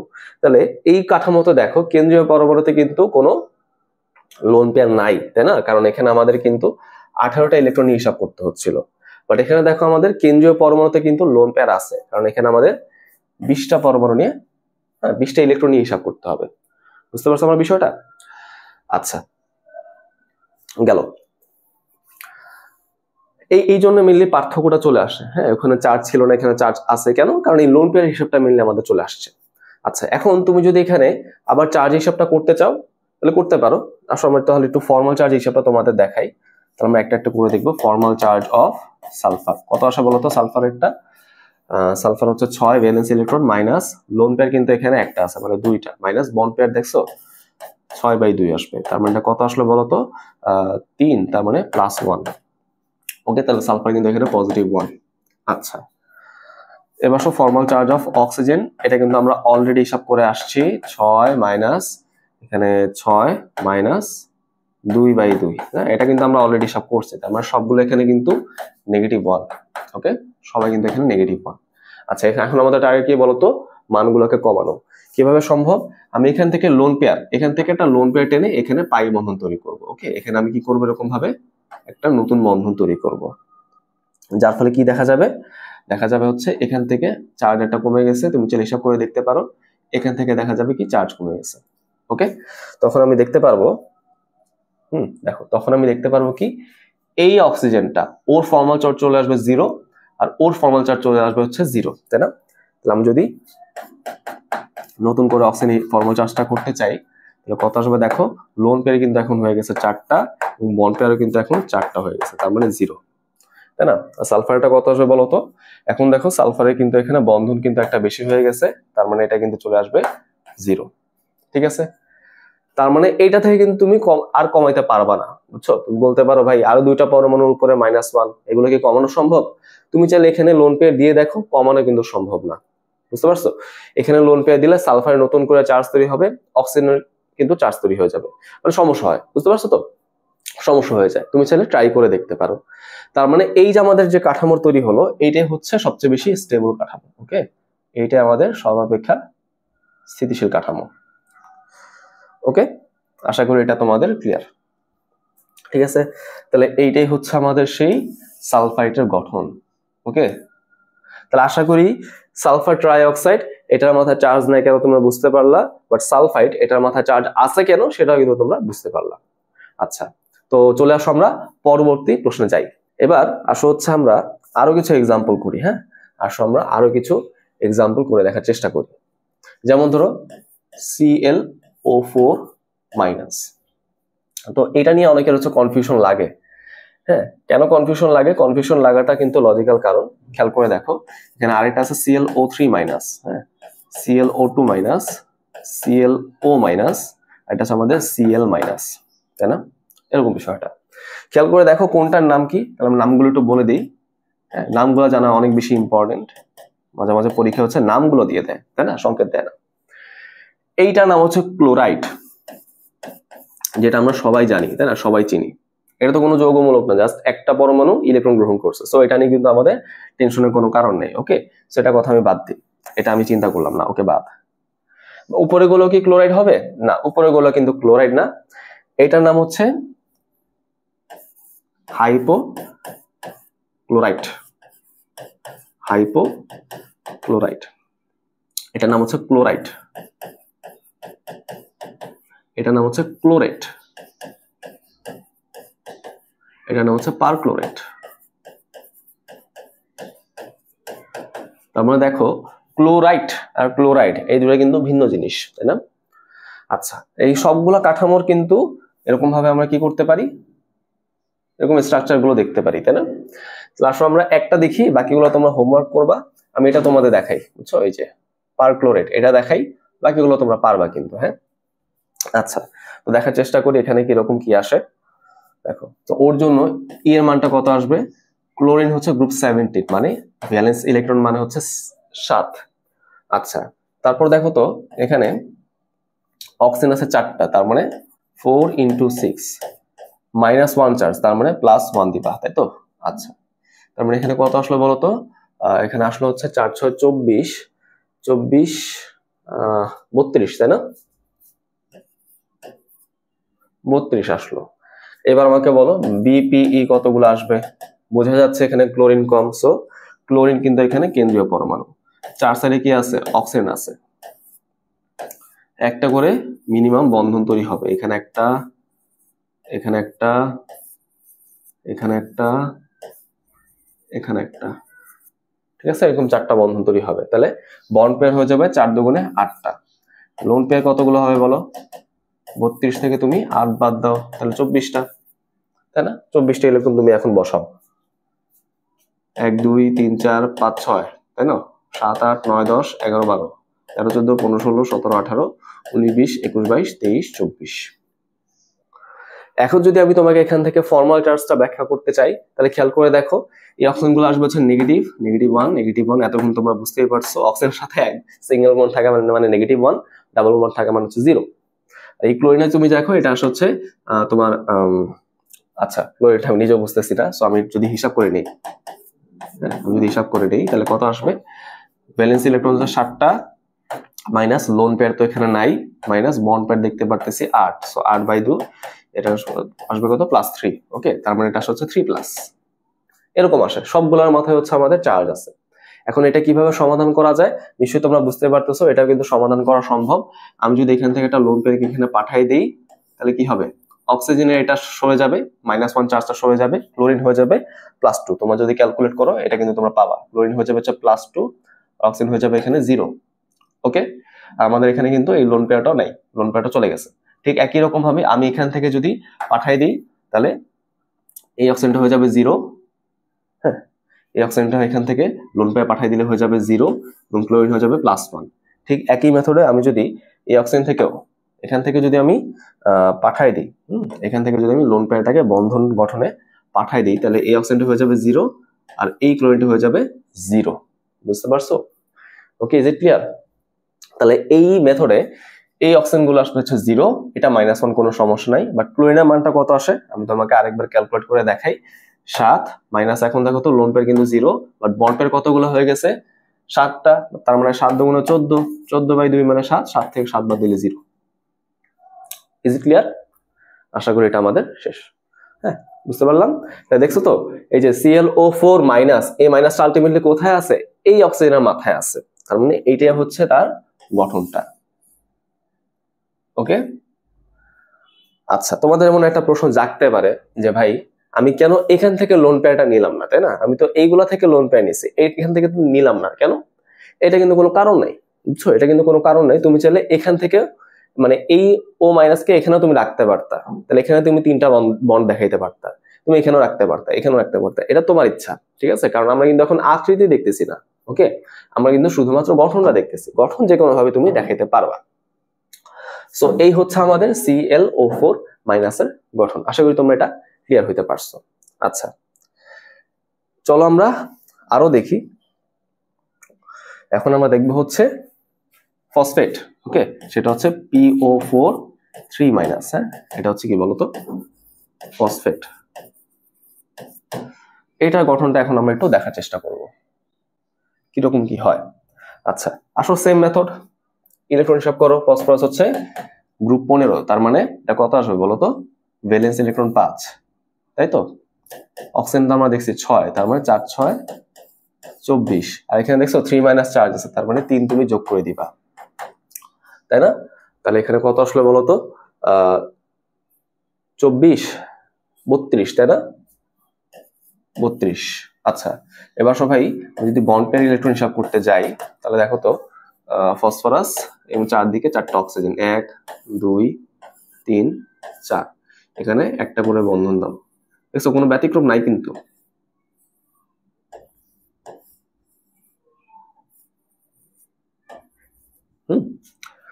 তাহলে বন্ড পেয়ার কতগুলো হলো? 8টা। এবার বলো লোন পেয়ার ইলেকট্রন কতগুলা? 32 থেকে তুমি 8 বাদ দাও, 24, তাই তো? এখন 24টা লোন পেয়ার তুমি সুন্দর মতো বসায় দাও। 1 2 3 4 5 6 7 8 9 10 11 12 13 14 15 16 17 18 19 20 21 22 23 24। ওকে, হয়ে গেল না? আচ্ছা, এবার তুমি কি করবা, ফর্মাল চার্জ হিসাব করো।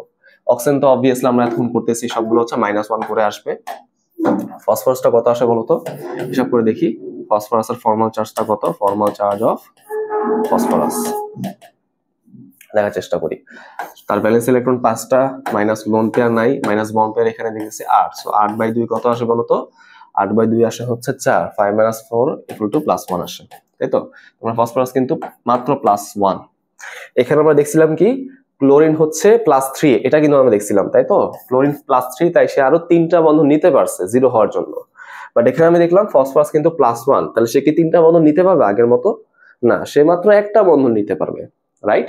একটা বন্ধন নিলে ওর চার্জটা 0 হয়ে যাবে, সেটাই কিন্তু আমাদের করা টার্গেট। তাহলে আমি কি করব, যে কোনো একটা ইলেকট্রন, মানে যে কোনো একটা অক্সিজেন থেকে আমি লোন পেয়ার নিব।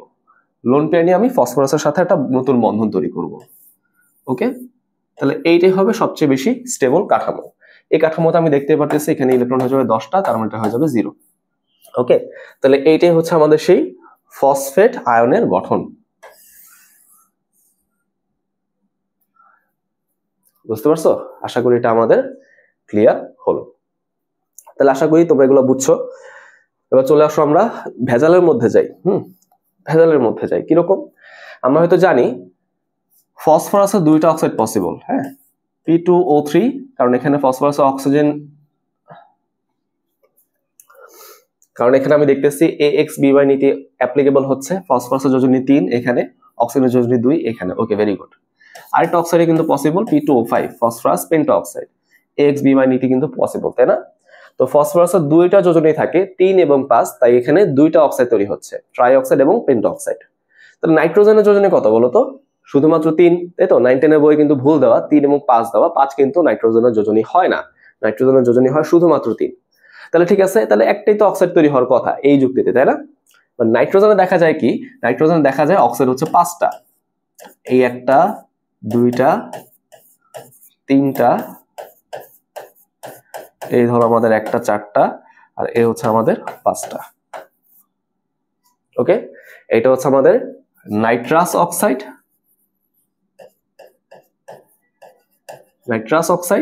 এটা হচ্ছে নাইট্রিক অক্সাইড, এটা হচ্ছে ডাইনাইট্রোজেন ট্রাইঅক্সাইড, ডাইনাইট্রোজেন টেট্রাঅক্সাইড, এটা ডাইমার অবস্থায় থাকে, এটা হচ্ছে নাইট্রোজেন ডাইঅক্সাইড, তার মোনোমার ফর্মটা, আর এটা হচ্ছে ডাইনাইট্রোজেন পেন্টঅক্সাইড। ওকে, তাহলে কেন নাইট্রোজেন এতগুলো অক্সাইড তৈরি করতে পারে, এটা আমি কেমনে বুঝতে পারি? এটাও কিন্তু আমরা এই লুইস ডট গঠন দিয়ে ব্যাখ্যা করতে পারবো। ওকে, বুঝতে পারছো?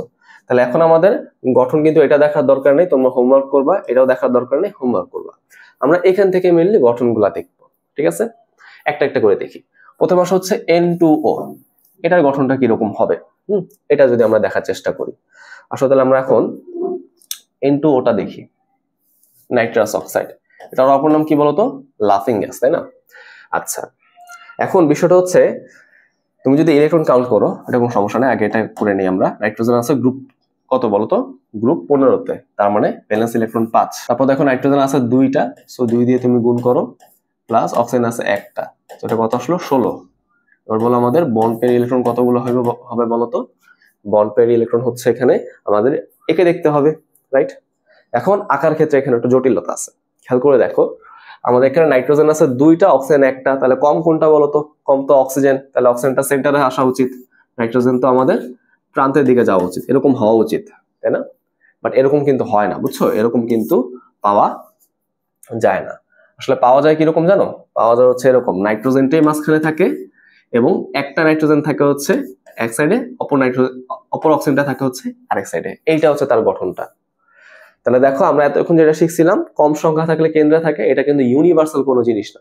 এখানে দেখছো এক্সেপশন চলে আসছে, বুঝতে পারছো? এখানে কেন এক্সেপশন আসলো? তুমি অনেকগুলো ব্যাখ্যা কিন্তু এখানে বলতে পারো, অনেকগুলো ব্যাখ্যা বলা যায়। নাইট্রোজেন কিন্তু অক্সিজেন থেকে আকারে বড় হলে কেন্দ্রীয় পরমাণু হয়, এরকম বিভিন্ন ব্যাখ্যা কিন্তু সম্ভব। সো আমাদের মেইন টার্গেটটা হচ্ছে আমরা যাতে গঠনটা মনে রাখতে পারি, তাই না? আচ্ছা, গেল। এবার আসো আমরা এখানে কি করব? বন্ড পেয়ার গুলো গুনবো, তাই না? সো বন্ড পেয়ার গুণ তো খুবই ইজি। এখানে আমাদের একটা বন্ড পেয়ার, এখানে আমাদের একটা বন্ড পেয়ার, সো কতগুলো হলো বলতো? 4টা হয়ে গেল। লোন পেয়ার কতগুলো আসবে? 16 মাইনাস 4 মানে 12। এখন এই 12টা আমরা কি করব, 12টা হচ্ছে আমরা এখন লোন পেয়ারে বসানোর চেষ্টা করব, তাই না? দেখো 1 2 3 4 5 6, তাই না? হয়ে গেল 6টা। তারপর কি হবে আমাদের বলতো, এখানে বসাইতে হবে, দুইটা ইলেকট্রন আছে, তার মানে 7 8 9 10 11 12, তাই তো? আমাদের কিন্তু বিষয়টা এরকম চলে আসলো, বুঝতে পারছি? এরকম কিন্তু চলে আসছে। এখন তুমি যদি এখানে ফর্মাল চার্জ হিসাব করতে চাও, আসলে ফর্মাল চার্জ তো অবভিয়াসলি হিসাব করতেই হবে, কারণ দেখতেছো তো নাইট্রোজেন এখানে কিন্তু অষ্টক পূরণ হয় নাই, তাই না? অষ্টক পূরণ করাইতে হবে না? আসলে তাহলে আমরা একটু ফর্মাল চার্জ গুলো হিসাব করে নিই। তাহলে আমি যদি বাম দিকে নাইট্রোজেনের জন্য হিসাব করি, ব্যালেন্স ইলেকট্রন 5টা, তারপর তো লোন পেয়ার কয়টা আছে? 6টা, ওকে। তারপর দেখো বন্ড পেয়ার 2টা আছে, সো ওর জন্য মান কিন্তু চলে আসে -2, হ্যাঁ, তার মানে 2 মাইনাস, ওকে, ভেরি গুড। তারপর দেখো সেন্টারে যে নাইট্রোজেনটা আছে তার জন্য যদি আমি হিসাব করতে চাই, তাহলে দেখো ভ্যালেন্স ইলেকট্রন 5টা মাইনাস লোন পেয়ার তো এখানে নাই, আমি দেখতেছি বন্ড পেয়ার আছে আমাদের 4টা, তাহলে কত আসলে বলো তো? এটা আসলে হচ্ছে আমাদের +3, তাই তো? 4 থেকে 2 ভাগ দাও, তাহলে 2 আসে, 5 - 2 হচ্ছে 3, তার মানে এটা আসলে হচ্ছে 3+। বুঝতেই পারতেছি মানগুলো অনেক বড় বড়, আর অক্সিজেন হিসাব করে দেখার দরকার নেই, এটা -1 আমরা অনেকক্ষণ দেখতেছি, তাই না? হিসাব করে করে। তাহলে আমি বুঝতেই পারতেছি অবভিয়াস কথা, এখানে কোনো না কোনো ঝামেলা তো অবশ্যই আছে, নাহলে তো এরকম মান আসার কথা না, তাই না? আচ্ছা, এখন এই ঝামেলাটা আমি কিভাবে সমাধান করতে পারি? খেয়াল করে দেখো, আমি যদি এই নাইট্রোজেন থেকে একটা লোন পেয়ারকে এখানে পাঠাই দিই, বুঝছো? আমি যদি এই নাইট্রোজেন থেকে একটা লোন পেয়ারকে এখানে পাঠাই দিই, তাহলে এখানে কি হয়ে যাবে? আমাদের ডাবল বন্ড তৈরি হবে, রাইট? ডাবল বন্ড তৈরি হয়ে গেল। তখন দেখার চেষ্টা করি, তখন আমাদের এখানে চার্জগুলো কত চলে আসবে। হ্যাঁ, এই গেছে আমাদের চার্জটা কত চলে আসে, তাই না? আচ্ছা, আরেকটা কাজ আমি করে নিই। এখানে আমাদের 6টা ইলেকট্রন হয়েছে, তো অষ্টক পূরণ করার জন্য আমি কি করলাম, এখান থেকে একটা ইলেকট্রন নিয়ে এখানে পাঠাই দিলাম, বুঝতে পারছো? মানে আমি একটু চালাকি করলাম আর কি, যে অষ্টক পূরণ হচ্ছে না, অষ্টক পূরণ যদি না হয় তাহলে ভাই এই চার্জ নিয়ে ঘাপলা থাকবেই। সো এটা আমি সমাধান করার জন্য কি করলাম, এখান থেকেও একটা ইলেকট্রন নিয়ে এখানে বসাই দিলাম। আচ্ছা, এবার আমরা দেখার চেষ্টা করি কি হয়। হ্যাঁ, এবার আমরা দেখার চেষ্টা করি। সো এটার জন্য কি আসবে বলতো, এখন কিন্তু লোন পেয়ার এখানে হয়ে গেছে 4টা এবং বন্ড হয়ে গেছে 4টা, তাই না? সো 5 - 4 হচ্ছে 1, 1 - 2 কত আসবে বলতো? -1, ওকে। তার মানে এটা কিন্তু এখন -1 আছে, ভেরি গুড। আগে -2 ছিল, এখন -1 কমে গেছে। কিন্তু তুমি মাঝখানে নাইট্রোজেনটা দেখো, এখানে দেখো আমাদের বন্ড হয়ে গেছে এখন কয়টা? 8টা। সো 5 থেকে 4 বাদ দিলে +1, তার মানে আগে থেকে মনে হয় বেটার আছে, তাই না? আগের থেকে আমার মনে হচ্ছে কি বেটার আছে। আচ্ছা, এখন দেখো এই জিনিসটা কিন্তু আরো বেটার করা সম্ভব। এই জিনিসটা কিন্তু আরো বেটার করা সম্ভব। কিরকম ভাবে বেটার করা সম্ভব? আমি এখানে দেখতে পারতেছি কি অক্সিজেনে কোনো চার্জ নাই, বাট নাইট্রোজেনের মাথায় হচ্ছে চার্জ আছে, তাই না? আচ্ছা, এখানে যদি আমি অক্সিজেন থেকে ইলেকট্রন না নিয়ে নাইট্রোজেন থেকে আরেকটা লোন পেয়ার নিতাম, তখন গঠনটা কিরকম আসতো বলতো? তখন কিন্তু গঠনটা আসতো হচ্ছে এরকম, তাই তো? এরকম আসতো, রাইট? তার মানে তখন এই নাইট্রোজেনের কিন্তু একটা লোন পেয়ার থাকতো, ওকে, কোনো সমস্যা নাই, বাট চার্জ আসতো 0। এটা চার্জে কিন্তু +1ই আসতো, বাট এটা চার্জ আসতো হচ্ছে -1। লোন পেয়ার কিন্তু এখানে সবগুলো আছে। তার মানে এইটা হলে কিন্তু আমাদের ফর্মাল চার্জটা কি থাকে? সেম থাকে, হ্যাঁ, +1 -1 থাকবে, আবার দেখো +1 -1 থাকবে, তাই না? সেম সেম থাকে। এখন দুইটা স্ট্রাকচার আমাদের চলে আসলো, দুইটা স্ট্রাকচারের জন্য কিন্তু ব্যাখ্যাটা আমাদের জন্য লজিক্যাল, বুঝছো? দুইটা স্ট্রাকচারের জন্য কিন্তু ব্যাখ্যাটা আমাদের জন্য কি হয়? যুক্তিযুক্ত হয়, তাই না? দুটাই ঠিক আছে এরকম মনে হচ্ছে, মনে হচ্ছে না? তুমি এখানে হিসাব করে দেখো, মনে হচ্ছে। তাহলে এখন আমাদের সঠিক উত্তর কোনটা হবে? হ্যাঁ, সঠিক আসলে কোনটা হবে এটা আমি কেমনে বুঝতে পারি? আচ্ছা, তো খেয়াল করে দেখো, যখন এরকম একাধিক স্ট্রাকচার চলে আসবে, যখন এরকম একাধিক স্ট্রাকচার স্টেবিলিটির মধ্যে চলে আসবে, তখন আমাদের দেখতে হবে আমাদের ফর্মাল চার্জগুলো আসলে কোন কোন পরমাণুর মাথায় আছে, তাই না? ফর্মাল চার্জগুলো কোন কোন পরমাণুর মাথায় আছে সেটা আমাকে দেখতে হবে। খেয়াল করে দেখো, নাইট্রোজেন এখানে কেন্দ্রীয় পরমাণু, আবার নাইট্রোজেনে কিন্তু প্রান্তীয় পরমাণু। সো নাইট্রোজেনের মাথায় +1 -1 দুই ধরনের চার্জ আছে, বাট এখানে শুধুমাত্র আমি +1 চার্জ পাচ্ছি, তাই না? তো এখানে কিন্তু তুমি যদি হিসাব করো চার্জের সংখ্যাটা বেশি। তুমি যদি একই মৌল চিন্তা করো, হ্যাঁ ঠিক আছে, এখানে একটা কেন্দ্রীয় একটা প্রান্তীয়, ওকে, বাট তুমি যদি শুধু নাইট্রোজেন হিসাব করো, এখানে দেখছো মাঝখানে প্লাস, এই সাইডে মাইনাস, তাহলে দুই ধরনের চার্জ চলে আসলো। বাট এই কাঠামোতে দেখো শুধুমাত্র এক ধরনের চার্জ আছে, তাই না? তাহলে কম চার্জ, যেখানে কম চার্জ সেটাই বেশি স্টেবল। সেখানে কিন্তু এইটা হচ্ছে বেশি স্টেবল হয়, এটা কিন্তু স্টেবল হয় না। তার মানে আমি কিন্তু এইটা চিন্তা করব না, আমি চিন্তা করব এইটা।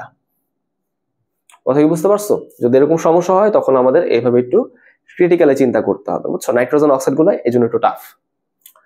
আচ্ছা, এবার আমি তোমাকে আরো কিছু স্ট্রাকচার দেখাই, যেমন ধরো হ্যাঁ মানে ওই নাইট্রোজেন দিয়ে দেখাই, ঠিক আছে? N2O3 দেখাই, ডাইনাইট্রোজেন ট্রাইঅক্সাইড। এখানে কি হয় একটু খেয়াল করো, এগুলো কিন্তু কঠিন, বুঝছো? অনেক কঠিন কিন্তু। নাইট্রোজেনের জন্য 5, বাট এখানে নাইট্রোজেন আছে 2টা, তাই তো? অক্সিজেনের জন্য 6, বাট এখানে অক্সিজেন আছে 3টা। তাহলে কত আসলে বলো তো? 28, তাই তো? 5 দুগুণে 10, 3 6 18 মানে 28। এবার আমাদের বন্ড পেয়ার ইলেকট্রন কতগুলো হয়? তাহলে আমরা বুঝতেছিলাম এই ধরনের স্ট্রাকচারে কিন্তু অক্সিজেন কখনোই কেন্দ্রীয় পরমাণু হচ্ছে না, নাইট্রোজেনটাই আমাদের কেন্দ্রীয় পরমাণু হবে, তাই না? এটা তো আমরা দেখছি। আচ্ছা, বাকি পরমাণুগুলো কিভাবে আছে? আমি 3টা অক্সিজেন চিন্তা করতেছি, এর মধ্যে 2টা অক্সিজেন থাকে হচ্ছে এরকম ভাবে। নাইট্রোজেনটাকে আমি যদি এইদিকে চিন্তা করি, তার সাথে একটা অক্সিজেন থাকে এরকম ভাবে। ওকে, যে এরকম ভাবে আমাদের বন্ধনগুলো তৈরি হয়। তুমি বলতে পারতা ভাই এটা তো অনেক কঠিন হয়ে গেল, তাই না? আসলে দেখো কঠিন না ভাই, বিষয়টা কিন্তু সিম্পল। আমাদের টার্গেটটা কি ছিল? নাইট্রোজেনটাকে কেন্দ্রে রাখা, তাই না? দেখো আমি নাইট্রোজেন গুলোকে কেন্দ্রে রাখছি না, নাইট্রোজেন গুলো কিন্তু কেন্দ্রে আছে, বুঝতে পারছো আমার কথাটা? কেন্দ্রে কিন্তু আছে। অক্সিজেন গুলোকে আমি সাইডে রাখছি, এটা কিন্তু আমার টার্গেট ছিল। আমি বলছিলাম কি এখানে আমাদের নাইট্রোজেনটা কেন্দ্রীয় পরমাণু, সো নাইট্রোজেন গুলো কিন্তু আমি কেন্দ্রে রাখছি, বাকিগুলো কিন্তু সাইডে রাখলাম। ওকে, আশা করি এটা কোনো সমস্যা হবে না। বন্ধন কতগুলো হলো বলো তো? 2 4 6 8, 8টা বন্ধন হয়েছে, মানে বন্ধন ইলেকট্রন হয়েছে আর কি। লোন পেয়ার ইলেকট্রন কতগুলো হবে চিন্তা করে দেখো তুমি। 28 থেকে 8 বাদ দাও, তার মানে 20। তাহলে 20টা তুমি এখন লোন পেয়ারে সেট করবা। তাহলে দেখো 2 4 6 8 10 12 14 16 18, এবং এখানে আমাদের কি করতে হবে? এই যে আমি বসাই দিলাম 20। ওকে, তাহলে এখন দেখো লোন পেয়ারটা আমি এখানে বসাইলাম কেন, এখানে কেন বসাইলাম না? একটু চিন্তা করে দেখি তো, খেয়াল করে দেখো। তুমি চাইলে এখানেও বসাইতে পারতা, বাট সেই ক্ষেত্রে একটা সমস্যা আছে, বুঝছো? একটা প্রবলেম আছে। সেই প্রবলেমটা কি? তুমি হয়তো বুঝতে পারতেছো যে নাইট্রোজেনের মাঝখানে কিন্তু সিঙ্গেল বন্ড হইতে পারে, ওকে, ট্রিপল বন্ডও কিন্তু হইতে পারে, সেটাও কিন্তু আমরা দেখছি, তাই না? ট্রিপল বন্ড হইতে পারে, বাট আমি দেখছি ডাবল বন্ডে কিন্তু স্টেবিলিটিটা কমে যায়, তাই না? এটা মনে হয় আমরা একটু অ্যানালাইসিস করে বুঝতে পারতেছি, তাই না? সিঙ্গেল বন্ড হইতে পারে, ওকে। আবার দেখো এখানে কিন্তু মানে এখানে দেখো ট্রিপল বন্ডও কিন্তু হইতে পারে, বাট ডাবল বন্ডের কিন্তু স্টেবিলিটিটা কম।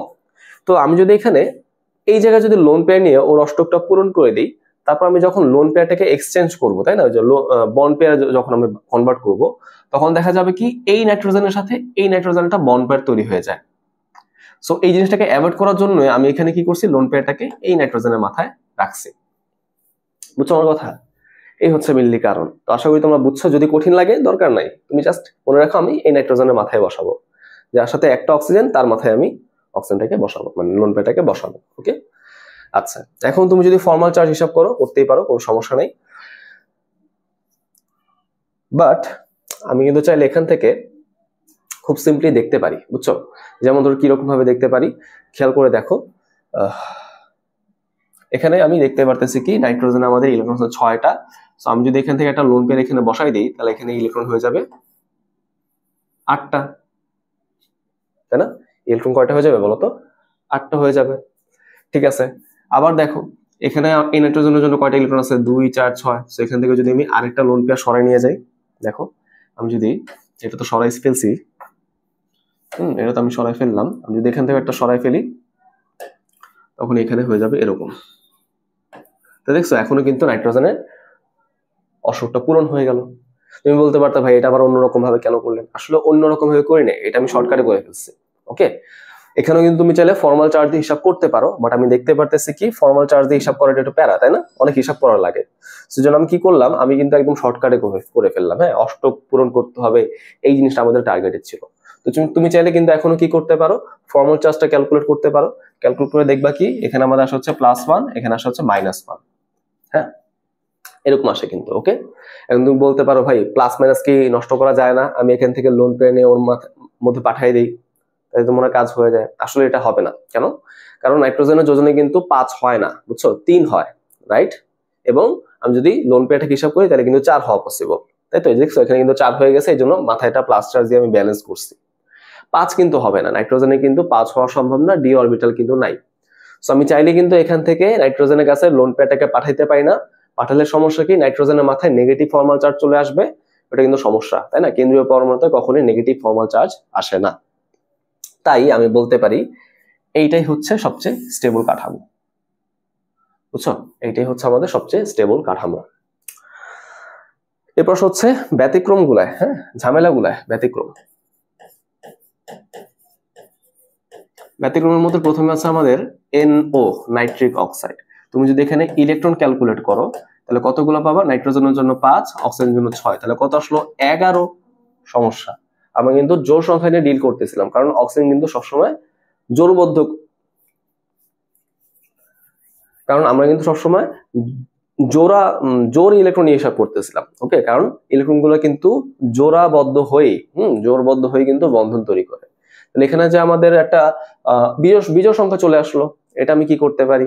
আচ্ছা, আগে আমরা গঠনটা আঁকি। এই দেখো নাইট্রোজেন আর এই দেখো অক্সিজেন, তাই না? এদের মধ্যে একটা সিঙ্গেল বন্ড থাকবে। আগে এটা আমরা নর্মাল নিয়মে করে নিই। এখানে আমাদের বন্ড পেয়ার ইলেকট্রন হচ্ছে কয়টা বলতো? 2টা, তাই তো? লোন পেয়ার কতগুলো হবে? 11 - 2 মানে 9টা। আচ্ছা, তাহলে এখন আসো লোন পেয়ার বসাও। 2, 4, 6, তারপর দেখো 7, 8, এই যে একটা 9। সমস্যা দেখছো? সিঙ্গেল ইলেকট্রন, তাই না? যোজনী যেটা আর কি। তাহলে এইটা কিন্তু আমরা দেখি না এতক্ষণ, বাট এখানে কিন্তু সেটা থাকে। এখন বিষয়টা কি জানো, যখন এরকম অড ইলেকট্রন চলে আসে তার ক্ষেত্রে কিন্তু আমাদের ওই লুইস গঠন বলো, ভিবিটি বলো, ভিএসিপিআর বলো, এগুলো কিন্তু কোনোটাই প্রযোজ্য হয় না। সেক্ষেত্রে আমাদের নতুন একটা থিওরি জানতে হয়, যেটাকে আমরা বলেছি রেজোনেন্স, অনুরণন। তো সেই থিওরি অনুযায়ী এই যে আমাদের যে আনপেয়ার্ড ইলেকট্রনটা আছে সেটা কি করে? সেটা হচ্ছে অক্সিজেনের সাথে এরকম ভাবে একটা রেজোনেটিং বন্ধন তৈরি করে, ওকে? এটা কি করবে বলতো? রেজোনেটিং বন্ধন তৈরি করে। সো এই জন্য এই ইলেকট্রনটাকে আমরা কিন্তু রেজোনেটিং ইলেকট্রনও বলতে পারি, হ্যাঁ? সো এই জন্য এটা একটু ব্যতিক্রম চলে আসে। সো মনে রাখবো, যদি আমাদের এই ই এর মানটা বিজোড় চলে আসে তাহলে কিন্তু সমস্যা, তাহলে এরকম সমস্যা তৈরি হয়। আচ্ছা, এখানে তো একটা কথা বলতে ভুলেই গেলাম। তুমি যদি চাও এখানে ফর্মাল চার্জ হিসাবটা দেখাইতে পারো। যেমন ধরো এখানে তুমি যদি ফর্মাল চার্জ দেখো, এটা -1 আসে আর এটা +1 আসে, তাই না? বাট আমি কি চাইবো? ক্ষুদ্রতম সংখ্যা কনভার্ট করতে চাইবো। সেটা যদি আমি এদিকে নিয়ে আসি তখন কি হয়ে যাবে? এখানে একটা পাই বন্ধন তৈরি হয়ে যায়। এখানে কি হয়ে যাবে? একটা পাই বন্ধন তৈরি হবে, রাইট? তখন নাইট্রোজেনের 0 চলে আসে, অক্সিজেনের কিন্তু 0 চলে আসে, ওকে? আর রেজোনেটিং বন্ধনের বিষয়টা কিন্তু আমরা বুঝছি, ওটা নতুন কিছু না। এবার চলে আসো আমাদের নাইট্রোজেন ডাইঅক্সাইড। এখানে তুমি একই রকম ভাবে হিসাব করো, নাইট্রোজেন হচ্ছে 5, এখানে 2টা অক্সিজেন, সো 2 × 6, সো কত আসবে বলতো? 17। বন্ড পেয়ার ইলেকট্রন তুমি হিসাব করো, হিসাব করলে কি আসে দেখো তো? নাইট্রোজেনটা এখানে কেন্দ্রীয় পরমাণু, অক্সিজেন অক্সিজেন, দেখো এখানে আমাদের এরকম ভাবে 2টা বন্ধন থাকে, তাই না? আচ্ছা, তাহলে কতগুলো হলো? 4টা হলো। তাহলে লোন পেয়ার ইলেকট্রন কতগুলো হবে বলতো? 13টা। 17 থেকে তুমি 4 বাদ দাও। আসো তাহলে আমরা এবার লোন পেয়ারটাকে ক্যালকুলেট করি। 1, 2, 3, 4, 5, 6, 7, 8, 9, 10, 11, 12, এই যে একটা 13। বুঝতে পারছো? আচ্ছা, এখন তুমি যদি এখানে চার্জ হিসাব করতে চাও করতে পারো। -1 + 2 -1, তার মানে বুঝতে পারতেছি এখানে আমাদের কি হবে। এখানে আমাদের হচ্ছে, তাহলে দেখো এই যে এখান থেকে একটা লোন পেয়ার আমি ইউজ করে ফেলবো, ইউজ করে এখানে হচ্ছে আমি বন্ড তৈরি করে ফেলবো, তাই না? বন্ড তৈরি করে ফেললাম, তাহলে দেখা যাবে কি? দেখা যাবে হচ্ছে এটা হয়ে যাবে 0, আর এটা হয়ে যাবে 0, এরকম, হ্যাঁ? সো বাকি যে ফর্মাল চার্জটা থাকে সেটা কি করবে? এরকম ভাবে রেজোনেটিং বন্ধন তৈরি করবে, বুঝছো? এখানে ফর্মাল চার্জটা রেজোনেটিং বন্ধন তৈরি করার মাধ্যমে 0 হয়ে যায়। একটু কঠিন ব্যাখ্যা, সো অত কঠিন ব্যাখ্যা আমাদের কোনো প্রয়োজন নাই। সো এই গেল হচ্ছে আমাদের বিষয়গুলো, ব্যতিক্রমগুলো। আশা করি তোমরা বুঝতে পারছো। এই ব্যতিক্রমটা হচ্ছে আমাদের বিজোড় ইলেকট্রনের জন্য হয়, বুঝছো? এটা কিন্তু আমাদের বিজোড় সংখ্যক ইলেকট্রন হইলে হবে।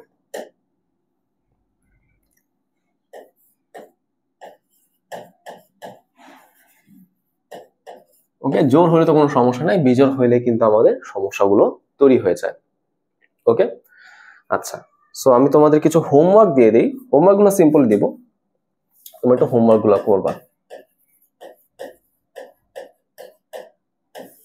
আচ্ছা, সো হোমওয়ার্কের প্রথম হচ্ছে আমাদের nitrite NO2 minus, nitrate, sulphate, তারপর হচ্ছে ডাইহাইড্রোজেন ফসফেট, ওকে, এরকম। তারপর এগুলো একটা করলেই হবে, বুঝছো, এত কঠিন না। তারপর যে ওইগুলা এখান থেকে একটাই করো। তারপর ধর হচ্ছে আমাদের NH4, তারপর ধর হচ্ছে আমাদের BF4, ওকে, এগুলা করো, ঠিক আছে। সো আজকের লেকচারটা এই পর্যন্তই।